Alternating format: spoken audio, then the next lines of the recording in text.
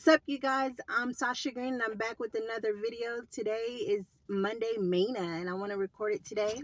So I wanted to share with you guys a little bit about, you know, what it means. Okay, and I'm just flipping through my pages right here, but it's about your unbelief is equivalent to an evil heart. What it means to trust in the Lord. You can have book knowledge of God and still miss eternity with God, according to Hebrews 3 and 7. Don't miss God by not having conversations with Him and believing His power. Your spiritual relationship with God is important and pleasurable. God gave sex to produce and so that you can understand intimacy with Him. When you hear His voice, hearken not your heart. Hearken to His word. Listen and respond in obedience. Fear a promise of not entering His rest. Let us therefore fear that you don't enter into the promise. You'll lose your mind if you don't enter into His rest. A word from God to separate emotion from the Spirit of God. When we enter into God's rest, we cease from our own works.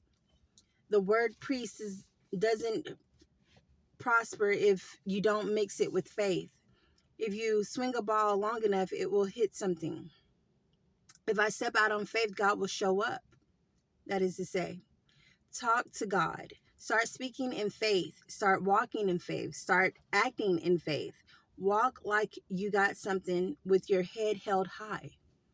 You may be homeless, but if you walk with your head held high, no one's going to know that you're homeless. So you got to walk like you got something, believing in God. Trust God to help pay your bills. Believe in faith because His word says that He is your provider.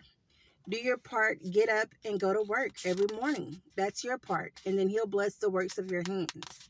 Let us labor to enter into that rest, diligently working to enter into the rest.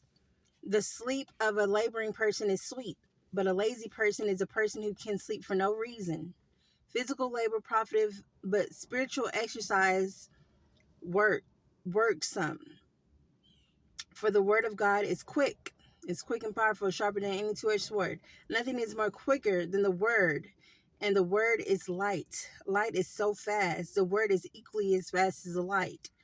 It converts you and confronts you powerfully. It raises the dead. It heals the deaf and causes the blind to see.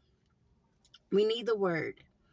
It's important for us to have, but you have to have Him in context with the word, with a mixture of faith and belief. So it's okay to have book knowledge, but you have to mix it with the context of faith. The word cuts off ignorance and rebellion in your life. It is sharp and discerning of your most secret thoughts. Our efforts aren't going to work for us until we mix the word with faith. 1 Samuel 15 and 16, what happened in that book? He killed all the people, but what was all the noise? If he killed all the people, why was there so much chaos? They were tied up in disobedience. They tried to stay alive. They tried to say, give us some money and we'll forget about the plans of God. Now, if somebody gave you $20,000 today, you're going to forget about the plans of God. God may have set up for you to be married, but instead you get $20,000 and you go and buy a house and do your own thing, buy a business or whatever else. But that's what Saul did. Saul did what he wanted to do instead of listen to God. And when you obey the word of God, you can't see nothing but success.